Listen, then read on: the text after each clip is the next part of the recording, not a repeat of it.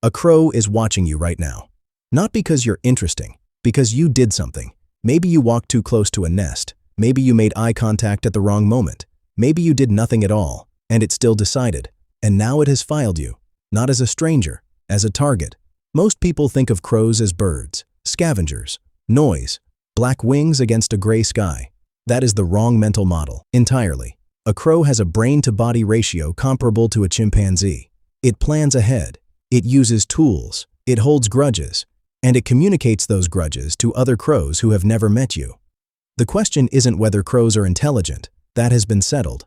The question is what that intelligence actually looks like from the inside. What happens in the moment a crow makes a decision about a specific human, and what it does with that decision afterward. In 2008, John Marzluff at the University of Washington designed an experiment. It changed how scientists think about animal cognition.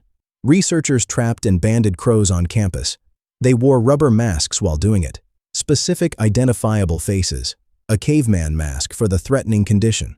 A neutral mask as the control. After release, the crows began scolding anyone wearing the caveman mask. Not people in general. Not strangers. That specific face. From a distance. From behind. Through a window. The recognition held for years. Same mask. Same response. Every time. But that wasn't the finding that changed everything. Over time, crows that had never been trapped began scolding the mask. Juveniles born after the study, crows with no personal history with that face, scolding it anyway. The information had moved, parent to offspring, crow to crow, through behavior, through sound, through something researchers still don't fully understand. A cultural memory of a specific human face had been created and distributed across a crow population, without language, without writing, without anything we would recognize as communication from the outside. To understand how this is possible, you need to understand what a crow's brain actually does with a face. Humans have a dedicated region of the brain called the fusiform face area. It activates specifically for faces. It processes them differently from every other visual input. For a long time, scientists assumed this was uniquely human. Flat crows have an equivalent. A region in the crow brain activates specifically during face processing. It encodes identity. It connects identity to experience. And it stores that connection with a durability that outlasts almost any other memory the crow forms.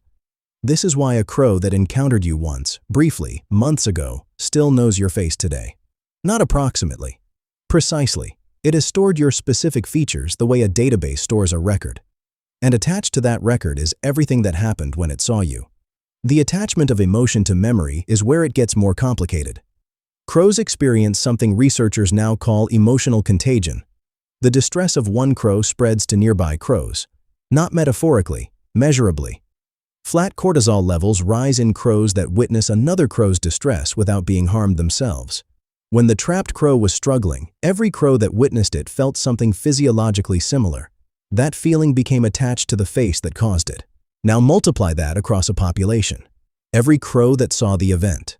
Every crow that saw another crow react to the event.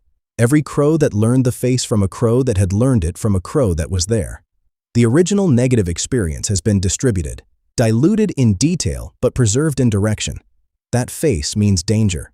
That face gets scolded. But crows don't just scold, they strategize.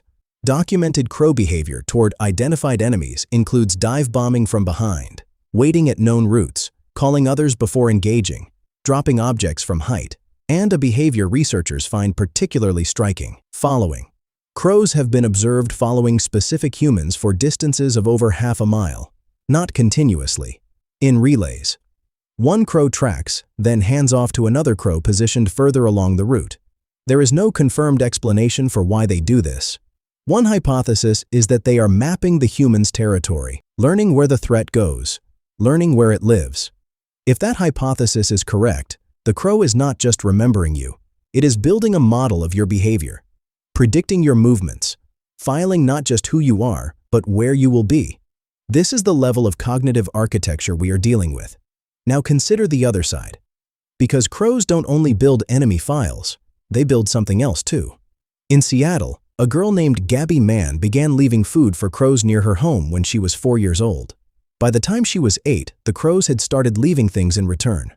Buttons, a broken light bulb, a small piece of metal with the word "best" printed on it, a pearl-colored heart, pieces of glass worn smooth by water, not random objects, shiny objects, objects that required the crow to carry something to a location where a specific human would find it. Behavior that serves no survival function, no biological explanation anyone has fully resolved. The crows also warned her. When a crow spotted danger near her, it called before she saw anything. She learned to trust the calls. She began to understand which call meant which type of threat. A child and a group of crows had developed a functional communication system, without training, without reward conditioning, through accumulated mutual experience over years. What separates Gabby's crows from the masked researchers' crows is not the intelligence involved. It is the same intelligence, the same face recognition system, the same emotional memory architecture, the same capacity for cultural transmission, pointed in a different direction. The crow doesn't have a category for good human or bad human in the way we might frame it. What it has is a continuously updated file, actions attached to identity, outcomes attached to actions, and a system sophisticated enough to distribute that file to every crow in its social network. You are not a stranger to the crows near where you live. You have never been a stranger to them. From the first time they saw you, the file opened. Every interaction since has been logged. The crow outside your window right now is not looking at you.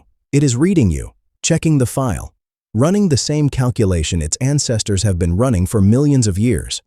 Updated for the specific human standing in front of it. Updated for you.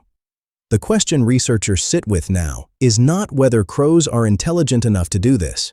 They clearly are. The question is what it actually feels like to carry a grudge with that kind of precision, to recognize a face across years, to pass a warning to your children about a specific person who wronged you before they were born. Quiet. We don't have a word for what crows do with memory. Grudge is too small. Vendetta is too human. What crows do is closer to something we don't have language for yet.